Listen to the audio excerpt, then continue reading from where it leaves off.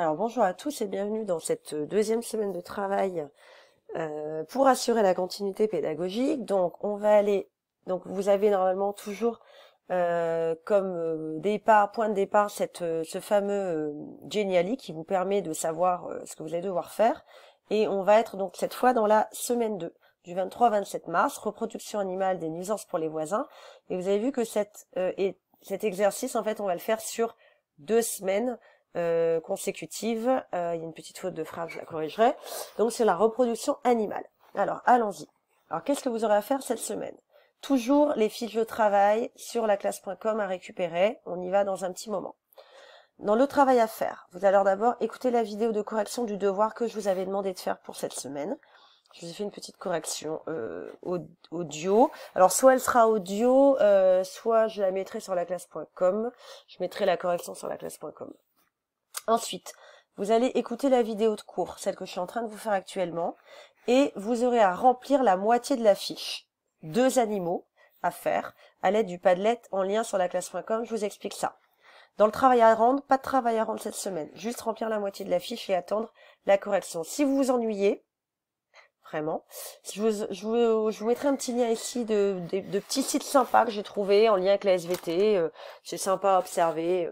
Voilà, vraiment des petits trucs rigolos qui parlent de SVT, de près ou de loin.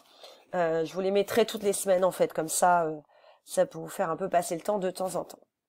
Alors, on va commencer par les documents sur laclasse.com. Donc, vous commencez à en avoir l'habitude. Vous allez donc dans laclasse.com et là, 6e 2, SVT, je vais repartir à SVT, et on va dans semaine du 23-27 mars. Là, vous avez le cours de SVT. Donc, dans le cours de SVT, il vous est redonné ce qu'il faut faire, ce que vous allez faire aujourd'hui, donc écoutez la vidéo, etc.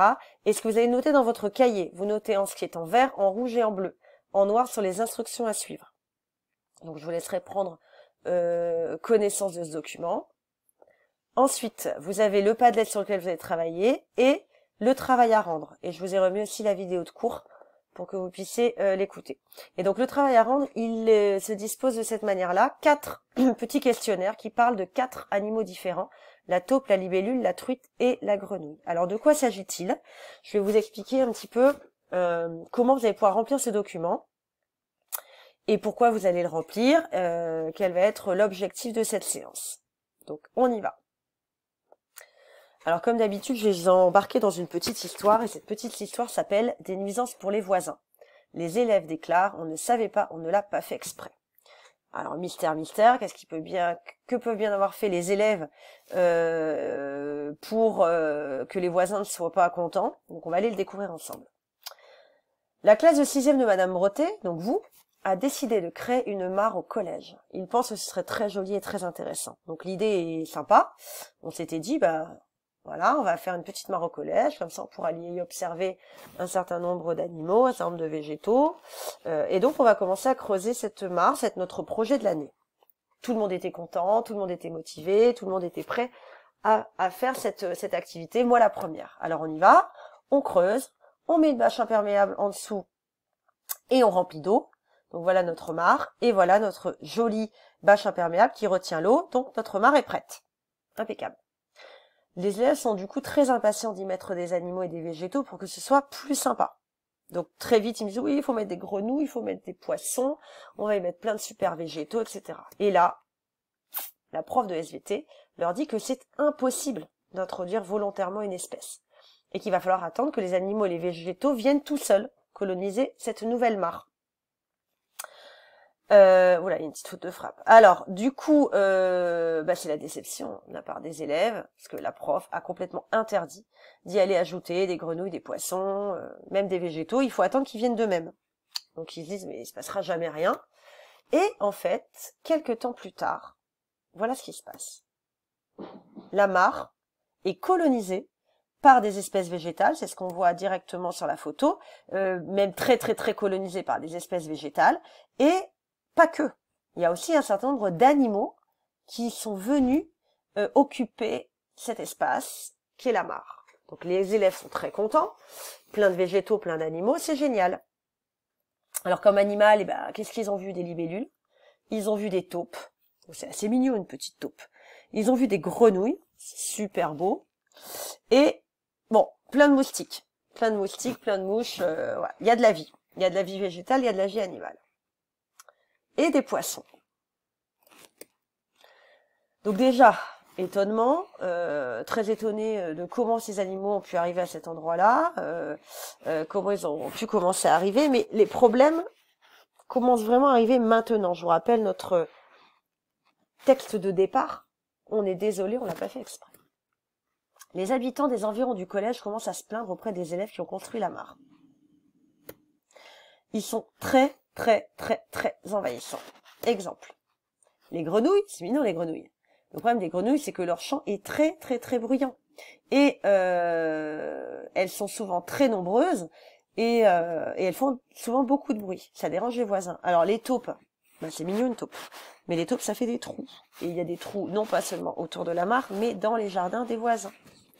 Et les mouches et les moustiques, bah là, c'est carrément l'horreur. Les gens ne peuvent plus manger tranquillement dehors sans être envahis par les mouches et les moustiques. Alors la question que les voisins posent aux élèves, c'est comment ces animaux ont-ils pu se développer aussi rapidement? Alors les élèves sont très confus, très gênés, ils disent mais oui mais nous on savait pas, on l'a pas fait exprès, au départ on voulait juste faire une mare, donc on va réparer notre erreur, vous inquiétez pas, on va enquêter sur les méthodes de reproduction de ces différents animaux. Et on pourra peut-être comme ça contrôler les naissances. Alors vous voyez bien où je veux en venir, c'est vous les élèves de 6e et c'est donc vous qui allez enquêter. Donc ma super équipe d'élèves de 6e, la Dream Team, aidée par leur professeur, va enquêter pour savoir pourquoi est-ce que ces animaux sont développés rapidement. Alors pour enquêter, eh bien, vous allez pouvoir reprendre votre document de travail. Voilà, vous allez avoir tout un tas de questions à vous poser. Et comme il est indiqué que votre professeur doit vous aider, eh ben il va vous aider. Donc je vous ai préparé un petit Padlet. Vous avez l'habitude des Padlets avec moi. Donc il suffit de cliquer et d'ouvrir. Et vous tombez sur un Padlet qui s'appelle Reproduction et développement des animaux de la mare. Et vous avez plein d'informations sur la taupe, plein d'informations sur la libellule, plein d'informations sur la truite et sur la grenouille. Donc attention, les documents, ils sont classés par étage, on va dire, par colonne. Et donc vous pouvez aller chercher à plein de documents qui sont en dessous. Donc, je vous demande pour cette fois, puisqu'on va faire ce travail en 2 parties, je vais aller récupérer mon document qui est là. Alors, je vous l'ai mis d'ailleurs en point doc ou en PDF, selon comment vous préférez l'ouvrir. Je vous demande pour cette semaine de n'en faire que 2, hein, parce que 4 ça va être un petit peu beaucoup. Donc vous en faites que 2, je vous laisse le choix, vous faites les 2 que vous préférez. Et puis la semaine prochaine, eh bien vous avez bien compris le principe, vous en aurez 2 autres à faire. Donc ce travail, il sera à faire sur 2 semaines. Eh bien, bon courage à vous et j'espère que vous allez résoudre ce mystère de la reproduction des animaux autour de cette mare. Et je vous dis à la semaine prochaine pour une nouvelle vidéo. Bon courage!